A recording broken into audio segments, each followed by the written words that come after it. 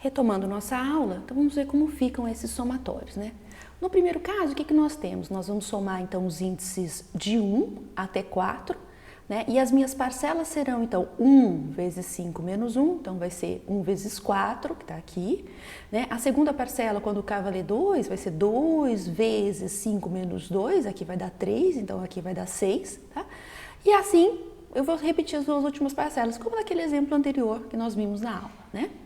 No caso dos quadrados, aqui, ó, na letra B, eu vou fazer um número elevado ao quadrado, né? Esse índice elevado ao quadrado. E eu vou pegar só os ímpares. Então, no caso, vai ser o 1 ao quadrado, que dá 1. O próximo ímpar que eu tenho nesse intervalo é o 3, 3 ao quadrado, 9. Depois é o 5, 5 ao quadrado, 7 ao quadrado e 9 ao quadrado. Então, esse daqui vai ser o somatório da letra B, o resultado é esse. No caso da letra C, eu estou somando n vezes uma constante. Né? Então, isso daqui vai ser, no nosso caso, né, vai ser n, porque o resultado vai ser sempre n vezes a constante. Como a constante é 1, então ele está dando um n. Tá? Nós já veremos a fórmula explícita para o somatório de uma constante. Aqui, nesse caso, nós temos o quê? O i vai variar de 2 a 5, então vai ser 4 vezes 2, depois 4 vezes 3, depois 4 vezes 4, depois 4 vezes 5. Então, nesse somatório, nós temos aí o resultado sendo 56. Ok? Então vamos agora verificar quais são algumas propriedades, umas fórmulas explícitas de um somatório que nós usamos com uma certa frequência e que são importantes também para a manipulação de somatórios mais complexos. Então, por exemplo, no caso do somatório de uma constante, como nós vimos no exemplo anterior, né, lá nós estávamos somando, no exercício nós estávamos somando n vezes a constante 1 e deu n. Então, no caso do somatório de uma constante, o que vai ser isso aqui? Eu vou somar esse c, 1, 2 e assim por diante até n vezes. Então, isso vai ser n vezes a soma aqui, ó. N vezes o c sendo somado. Então, isso é igual a n vezes c. Então, a fórmula explícita para o somatório de uma constante, tá vendo? Esse é o somatório de uma constante, a fórmula explícita para ele vai ser n vezes a constante. Outro somatório que nós utilizamos também é o somatório do índice, né? Então, se eu fizer de 1 até n somando esse k aqui, o que vai acontecer? Esse somatório vai ser, então, para mim, vai ser, quando o k valer 1, vai ser 1, quando o k valer 2, vai ser 2, e assim por diante, tá vendo? Então, vai ser 1, mais 2, mais outras parcelas, mais a penúltima vai ser um n menos 1, e a última vai ser o n, tá? Como é que eu vou encontrar a fórmula explícita deste somatório? Eu vou mostrar para vocês uma estratégia bem inteligente, depois eu conto o nome do autor, tá? Mas o que a gente pode ver? Se eu somar esse S aqui, que é a soma de 1 até n, veja, eu posso modificar a ordem dessas parcelas que não vai alterar o resultado da minha soma. Afinal de contas, se eu somar 1 mais 2, é a mesma coisa que se eu somar 2 mais 1. Isso é uma propriedade da adição. Então, eu posso, essa soma aqui, esse S, eu posso escrever na ordem reversa, né, das suas parcelas. Então, aqui eu fiz de 1 até n, eu posso escrever esse S como de n até 1, tá vendo?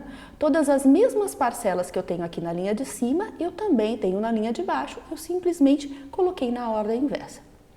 E se eu somar esses dois S's, o que vai acontecer? Olha que interessante, eu vou ter S mais S vai ser igual a essa primeira parcela aqui desse S de baixo somada a essa, né? Então, vai dar n mais 1. As minhas segundas parcelas, eu vou ter, ó, n menos 1 mais 2, então vai dar n mais 1. E assim por diante, vejam só a penúltima, vai ser n menos 1 mais 2, vai dar n mais 1. E a última vai dar n mais 1. Então, eu vou estar somando n vezes n mais 1. Então, quer dizer que o S aqui vai ser n vezes n mais 1 dividido por 2, tá? Essa ideia muito inteligente, ela foi uma ideia de Gauss, que fez de uma maneira muito simples para a gente calcular a fórmula explícita do somatório do índice. Tá? Então, a fórmula explícita do somatório do índice vai ser aqui, ó, o limite superior dele, né? Quantas vezes eu estou somando ele, né? N vezes n mais 1 dividido por 2. Tá? E o somatório dos quadrados dos índices? E agora? Como é que a gente calcula isso? Bem, infelizmente a ideia de Gauss aqui não vai funcionar nesse caso, tá? Para a gente conseguir calcular esse somatório dos quadrados dos índices, nós vamos usar uma outra estratégia, que também é uma estratégia bastante inteligente, tá? Vamos aprender aí algumas manipulações sobre esses somatórios, tá? E depois a gente vai ver essa estratégia. Então, algumas manipulações que nós podemos fazer com o somatório. A gente pode colocar a constante que está dentro do somatório em evidência, por exemplo, tá? Então, quer dizer que para qualquer domínio de somatório que eu tiver que seja um subconjunto dos meus inteiros, eu sei que o somatório desses meus índices aí do domínio do somatório, que é uma constante vezes lá a função que eu estou manipulando, que envolve o meu índice, é a mesma coisa aqui, fazer essa constante do lado de fora do meu somatório. Então a constante, veja, ela não faz parte aqui da função que varia de acordo com o índice. Portanto, eu posso retirá-la dentro do somatório, posso colocar para fora, tá? Então, por exemplo, para ilustrar isso, vejam, se eu estiver somando de 1 a 4, né? Aqui está a minha constante 3, tá vendo? Veja, o 3 não vai variar. Todas as parcelas do meu somatório terão esse 3 multiplicando o K. Quem varia aqui vai ser o K, tá? Então, nesse caso, veja, eu posso fazer o somatório com a constante dentro dele, então vai ser 3 vezes 1, que é o primeiro índice aqui, depois 3 vezes 2, que é o segundo índice, e assim por diante até o 3 vezes 4. Só que eu também posso, então, de acordo com essa propriedade, fazer a constante para o lado de fora, multiplicando o somatório, tá? Então, vai ser a constante, tá, aqui do lado de fora, e dentro do somatório, tá vendo? Não tem mais a constante, eu deixo apenas a função do K, tá? E aqui eu vou somar, então vai ser 1 mais 2 mais 3 mais 4. Veja, o resultado é o mesmo nos dois casos. Isso é interessante, às vezes a gente vai estar manipulando somatórios e vai ser interessante para mim tirar a constante de dentro do somatório e colocá-la para o lado de fora. Ou o contrário, colocar a constante que estava fora para o lado de dentro do somatório. Então veja, essa propriedade nos permite mover então os fatores constantes que não dependem do índice para dentro ou para fora do meu somatório. Outra propriedade interessante dos somatórios, né? A associatividade. Eu sei que o somatório de uma soma ou subtração vai ser igual à soma ou subtração dos somatórios. Então, eu posso pegar aqui dentro que eu tenho uma soma ou subtração, tá vendo? Eu posso desmembrar em dois somatórios diferentes. Então, por exemplo, aqui eu tenho um somatório do índice 1 até o 3, de K e de K ao quadrado. Então, eu posso quebrar isso daqui em dois, né? Então, eu posso fazer junto, né? Como quando K for 1, então vai ser 1 mais 1, porque 1 ao quadrado dá 1. Quando K for 2, vai ser 2 mais 4. E quando K for 3, vai ser 3 mais 9. Se eu desmembro os dois, então eu tenho aqui o somatório dos índices, de 1 a 3. E aqui eu tenho o somatório dos quadrados dos índices, de 1 a 3 novamente, né? Que vai dar aqui 1 mais 4 mais 9. Tá vendo? O resultado é o mesmo. Então, essa propriedade nos permite substituir um somatório de somas ou subtrações pela soma ou subtração de somatórios ou vice-versa, né? É uma igualdade, ela vale nos dois sentidos. Desde que seja sempre sobre os mesmos índices. Então, só tomem cuidado com isso. Os índices aqui do somatório desmembrado continuam os mesmos do somatório original. Outra propriedade que nós temos, a comutatividade. Então, eu posso reorganizar os elementos do meu somatório da maneira como eu quiser, não é? Então, a ordem das parcelas ali dentro do meu somatório não altera o meu resultado final, tá? Então, eu posso organizá-los em qualquer ordem. Também eu posso decompor o meu domínio. Então, eu posso pegar o meu domínio original e dividir ele numa partição. Lembra da partição? A partição de um conjunto são conjuntos disjuntos 2 a 2 que unidos rejuntam num conjunto original. É isso que nós fizemos aqui. Então, eu peguei o meu conjunto original, dividi em duas partições, em K1 e K2. Vejam, é partição. Então, K1 e K2 não tem nenhum elemento em comum. A intersecção entre os dois dá vazio. E a união dos dois vai dar o K, tá? É por isso que eu falo que eles são uma partição. E eu posso desmembrar em dois, tá vendo? Então, eu poderia pegar um somatório aqui de todos os inteiros e falar que é o somatório só dos pares, aqui no primeiro momento, e aqui o somatório só dos ímpares, tá? Então, essa regra vai nos permitir quebrar o somatório em somatórios parciais, desde que cada valor do índice pertence ao domínio de apenas uma dessas partes. Então veja, então aqui quando eu quebrei em pares e ímpares, por exemplo, nenhum elemento desse meu conjunto de pares vai estar também no meu conjunto de ímpares e vice-versa. Isso aqui é importante, porque senão você vai estar somando um determinado elemento mais do que uma vez, tá? Então essa regra pode ser generalizada para uma partição de tamanho K qualquer, de acordo com a necessidade que a gente tenha para manipular um determinado somatório. Outra propriedade interessante, eu posso trocar o meu domínio, tá? Então eu posso fazer considerar uma função bijetora que vai mapear aí os elementos do meu domínio original, do K, para os elementos do meu novo domínio, que é o J. Tá? Então, por exemplo, aqui eu posso dizer, olha, o K é o meu conjunto, não sei, dos números ímpares, e o meu J é o meu conjunto dos números pares. Se eu fizer uma bijeção de cada elemento aqui de K para cada elemento aqui de J, então eu posso reescrever o meu somatório agora neste contexto aqui, ó, no contexto de um domínio de somatório que vai ser o J, tá? O refraseando, isso daqui é a mesma coisa que a gente trocar a variável indexadora, não é? Então, a variável indexadora, o meu K, ela pode ser substituída por qualquer outra, que não, claro, não ocorra ali dentro da minha função de somatório, né? Então, a gente vai trocar essa variável por uma variável relacionada a ela, tá? Desde que o intervalo de variação seja devidamente ajustado. O que eu estou querendo dizer com isso? Então, por exemplo, nesse meu somatório, eu vou somar das parcelas de 1 a n, 2 elevado a k. Eu poderia querer mudar esse k aqui, ó, ao invés de chamar de k, eu vou chamar de i. E esse i, ele vai ser k menos uma unidade. Então, eu tenho que ajustar todo mundo, né? Se o somatório original começava no 1, e agora ele vai começar, o i vai ser o meu índice, agora vai ser o k menos uma unidade. Então, se ele começava no 1, aqui era o 1 no primeiro momento, então esse i vai começar no 0.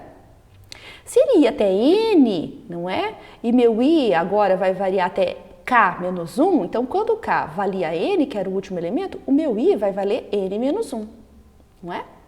Bem, e se i é igual a k menos 1, significa que k é igual a i mais 1. Por isso que aqui no lugar do k eu estou colocando i mais 1, tá? Então às vezes nos interessa modificar os limites do meu somatório para eu poder desmembrá-lo e manipular esse somatório. Tudo bem? Então agora, né, vendo algumas manipulações básicas de somatório, nós vamos brincar aqui com alguns somatórios para conseguir resolver aquele da somatório dos meus índices ao quadrado, né? Então para isso, o que eu falei para vocês que a gente vai usar ali uma estratégia interessante, essa estratégia eu vou apresentar agora para vocês, tá? Ela diz o seguinte, ó, seja x uma sequência de números, e aí a gente vai indicar como xi o meu iésimo elemento de x. Então quer dizer que x1 é o meu primeiro elemento, xn é o meu nésimo elemento, tá?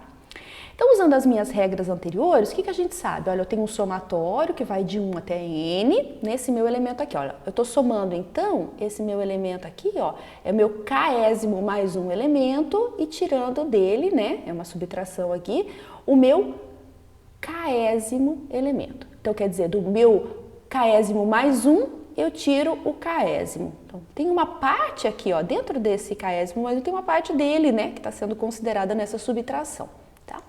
Então, a gente sabe que eu posso desmembrar esse somatório como em dois, não é? Isso daqui é um somatório de uma subtração, então eu vou fazer a subtração, desculpa, de dois somatórios, não é? Então, essa primeira parte do somatório aqui, ó, que é o somatório de k mais 1, eu vou colocar aqui na primeira parte, e o outro, que é o somatório de k, eu vou colocar aqui na segunda parte, tá? Então, dividir em dois somatórios, vejam, os índices continuam sendo os mesmos. Outra manipulação, eu posso trocar essa minha variável, né? Então, por exemplo, aqui no caso, ele tá, ó, k mais 1, mas eu não quero k mais 1, vamos chamar isso daqui de i. Então, eu vou chamar isso daqui de i, vamos ajustar todo mundo. Então, isso aqui vai ser um x de i, né? Se meu i é k mais 1, então significa que o meu aqui começava em 1, agora ele vai começar em 2, não é? Porque o i é esse 1 aqui, mais uma unidade, então vai em 2. Antigamente ele terminava em n, mas agora o meu i é k mais 1, então ele vai terminar em n mais 1, tá? Reajustei isso daqui, por quê? Porque vejam, aqui então eu estou somando de 2 até n mais 1, elemento xi, aqui eu estou somando de 1 até ele, um elemento xn. Aqui já fica mais claro que dentro deste elemento aqui, eu tenho este elemento aqui, tá? Mas vamos lá. Então, eu posso desmembrar isso daqui em duas partes também, porque afinal de contas, a soma de 2 até n mais 1 de xi, eu posso fazer de 2 até n de xi e depois somar só a última parcela que vai faltar, que é o n mais 1, tá? Então, veja, olha só, esse 2 a n de xi e esse 2 a n de xk, eu estou somando de 2 a n parcelas. 2, eu estou chamando do doisésimo ao enésimo elemento. Aqui eu estou chamando do doisésimo até o enésimo elemento, né? Do segundo até o enésimo elemento. Mas olha que interessante, isso está positivo e isso está negativo. São então duas coisas que posso cancelar, tá vendo? Eles são termos iguais com polaridades opostas, estou cancelando os dois. E o que sobrou? Sobrou então o enésimo mais um elemento menos o primeiro elemento. Isso daqui, gente, a gente chama de somatório telescópio. Isso daqui ocorre sempre que uma parte da minha parcela se encaixar ou cancelar uma parte da parcela maior, que é o que a gente viu, né, quando a gente cancelou os dois somatórios que tinham polaridades opostas, não é? Então aqui, sempre que eu tiver um somatório com essa configuração, em que eu estou lá no késimo mais um elemento, né? E o késimo elemento aqui, tá vendo? Então, uma parte, que é o késimo elemento, ocorre aqui dentro do késimo mais um elemento. Então, eu estou subtraindo aqui esses somatórios. E aí, então, eu posso reescrevê-lo assim, que vai ser, então, uma subtração do enésimo mais um elemento menos o primeiro elemento. Tá? Só tomem cuidado que esse enésimo mais um elemento, ele não vai ser necessariamente n mais 1, tá? Vai depender de quem é a função deste somatório, tá? Então, essa identidade, ela pode ser usada para a gente provar as somatórias de quadrados e cubos, porque dentro da somatória do quadrado, eu tenho somatória do elemento, né, do índice. Dentro da somatória do cubo, eu tenho a somatória do quadrado, tá? E é isso que a gente vai ver agora. Olha lá, agora vamos conseguir desvendar a somatória dos quadrados. Como é que a gente vai fazer isso? Tá? Então, vamos lá para a nossa luzinha. Então, eu sei que para a somatória dos quadrados, o que eu vou fazer? Eu vou partir da somatória do cubo, porque eu quero usar o somatório telescópico. Então, eu quero que uma parte da minha parcela maior seja cancelada por uma parte da minha parcela menor, tá? Eu quero poder manipular isso daqui. O somatório do cubo, o que eu sei? Se eu estou somando k mais 1, não é?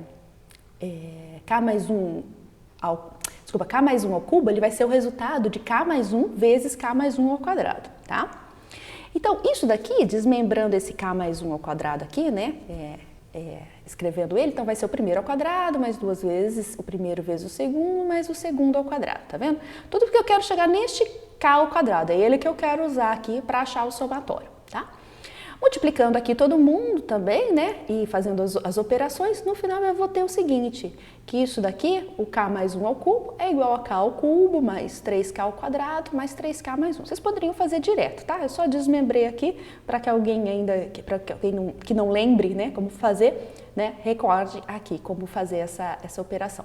Então vejam, todo esse lado aqui, esse k mais 1 ao cubo, é igual a esse lado aqui, né? K ao cubo, mais 3 vezes k ao quadrado, mais 3k mais 1, tudo bem? Eu posso pegar, eu quero desse lado, eu quero deixar um k ao quadrado, então eu simplesmente peguei esse k ao cubo, que estava aqui do lado direito da minha equação, passei lá para o lado esquerdo, tá vendo? Com a polaridade oposta. Ok, sabendo isso então, eu sei que o meu k ao cubo, k mais 1 ao cubo menos k ao cubo é igual a 3k ao quadrado mais 3k mais 1. Então, se isso daqui é uma igualdade, fazer um somatório desse lado esquerdo da igualdade tem que dar igual ao somatório do meu lado direito da igualdade, tá? Olhando para isso daqui, vejam, eu tô com o k mais um ésimo elemento e o késimo elemento. Reconhecem isso? Isso é o somatório telescópico, tá? Então, por isso que eu disse que isso daqui, ó, o k mais um ésimo elemento, não vai ser necessário k mais 1, tá? Nesse nosso caso, é k mais 1 ao cubo. Essa que é a função que eu estou aplicando para o k mais um ésimo elemento, tá? E o késimo elemento lá é k ao cubo. Então, aqui eu tenho essa parcela maior e essa parcela menor. Isso daqui é o meu somatório telescópico. Significa que eu posso substituir esse somatório todo pela sua fórmula explícita. E aqui é o nésimo mais um elemento, então aqui a gente vai ter n mais 1 ao cubo, menos o primeiro elemento. No nosso caso, o somatório aqui varia, o primeiro elemento é 1, menos 1. Então, todo esse lado aqui, ó, do meu somatório, esse lado é equivalente pelo somatório telescópico a isso daqui. Essa daqui é a minha fórmula explícita. Então, eu tenho que essas duas partes aqui são iguais. Então, tá vendo? Eu já estou conseguindo substituir um somatório por uma fórmula explícita equivalente a ele. Então, esse somatório aqui vai ser igual a essa fórmula explícita. Mas veja, eu não quero esse somatório todo, eu quero só o somatório do K ao quadrado. Então, vamos lá. Onde queremos chegar? Nós queremos chegar no somatório do K ao quadrado. O que nós temos até agora? Nós temos isso daqui, que este somatório aqui do lado esquerdo é igual a essa fórmula explícita aqui do lado direito, tá? Deixei anotado na lousa só para a gente não se perder, tá? Mas está aqui novamente o somatório sendo igual à fórmula explícita. Agora nós vamos fazer algumas manipulações para chegar onde eu quero. Tá? Primeira delas, eu vou fazer uma associatividade separando também os somatórios e a constante, não é? Então aqui no caso eu tenho um somatório de 1, 2, 3 somas. Vamos quebrar isso então em 3 somatórios, né? Soma de 3 somatórios. Tá vendo? Aqui eu já tenho uma constante, eu já vou colocar ela para o lado de fora, tá? Então isso daqui eu poderia quebrar então no somatório de 1 a n de 3k ao quadrado. Eu já peguei a constante e coloquei para o lado de fora do somatório, ficou só o somatório do k ao quadrado, que vejam, é exatamente o que eu quero achar, tá? Aqui é a mesma coisa, né? Então esse somatório de 3k virou 3 vezes o somatório de k. E aqui eu tinha um somatório de 1, ó lá, tá? E aqui o somatório do 1, tá? Tudo bem?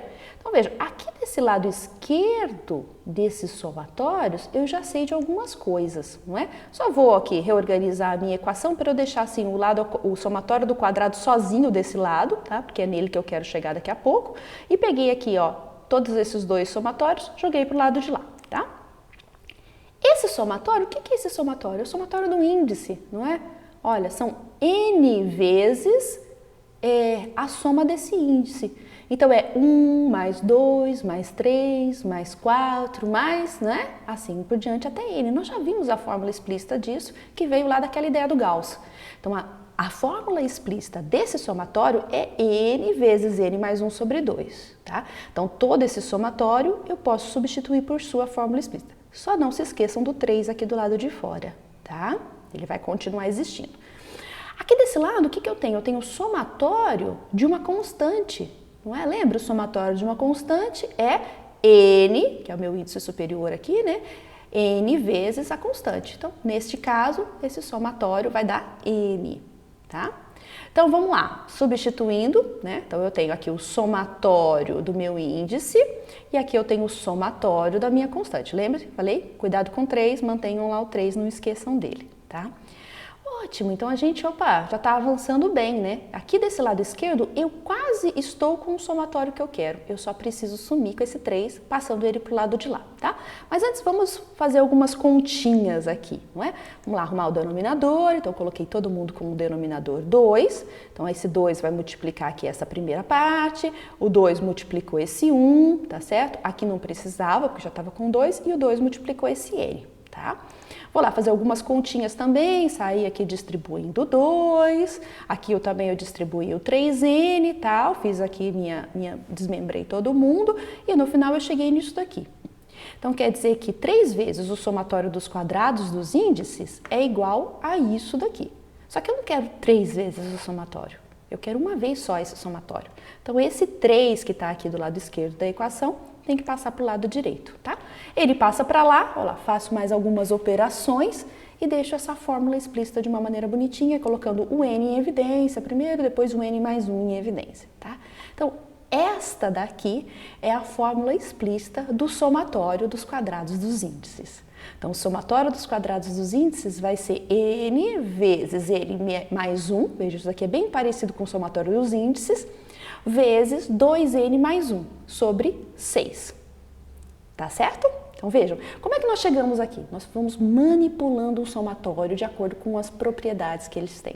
É isso que é interessante que vocês saibam para poder fazer os cálculos, para poder fazer o formalismo, né? Para poder representar algum problema computacional ou chegar à solução de algum problema, tá? Ou a formalização de algum problema usando aí os somatórios, certo?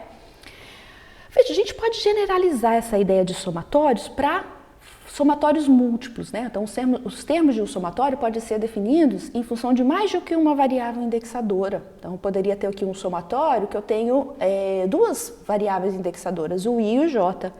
E nesse caso, então, a gente teria como se fosse uma repetição dentro de outra repetição, né? Se vocês fossem programar, vocês fariam um for dentro de outro for, um for para o i e um for para o j, né? Então, tá vendo? O meu somatório aqui vai variar, então, o i vai de 1 a 3, né? Então, aqui, ó, o i vai de 1 a 3 e o j vai de 5 a 8. Esse daqui é o j que vai de 5 a 8. Então, uma parcela aqui seria, por exemplo, f de 1, 5. A próxima é f de 1, 6. Então, eu teria todas as que começam com 1 e variam de 5 a 8, todas as que começam com 2 e variam de 5 a 8 e todas as que começam com 3 e variam de 5 a 8. Tá? Então, esse somatório é a mesma coisa, olha lá, que eu desmembrar em dois somatórios aqui. Por isso que eu falei para vocês, seriam duas repetições aqui se vocês fossem implementar. Uma para o índice i, outra para o índice j. Tá? E outra coisa que nós temos também, que manipulamos aqui na matemática, é aplicada em vários momentos de alguns problemas computacionais aí, é o produtório, né? Então, é uma notação que a gente usa para indicar o produto de várias parcelas. Então, o somatório é a soma, o produtório é a multiplicação, tá? Então, nós teríamos aqui a mesma notação. Então, o produtório aqui também vai ter um índice, que é a minha variável indexadora, e aí eu vou ter o meu limite inferior e o meu limite inferior, e essa minha fórmula aqui que vai depender desse meu índice, tá? Então, vejam, no produtório, quando o meu limite inferior for maior do que o meu limite superior, o resultado, né, desse produtório vai dar 1. Veja, não será 0, né? O 0 é o elemento neutro da soma, 1 é o elemento neutro da multiplicação. Então, por definição, no caso de um produtório que eu estivesse tentando fazer o produto, então, de um índice que começa no 5 e vai até o 1, tá vendo? O 5 é maior do que o 1. Então, o produtório com essa configuração, ele vai ter o resultado sendo 1. Tá? Porque o domínio do produtório vai ser um domínio vazio. Tá?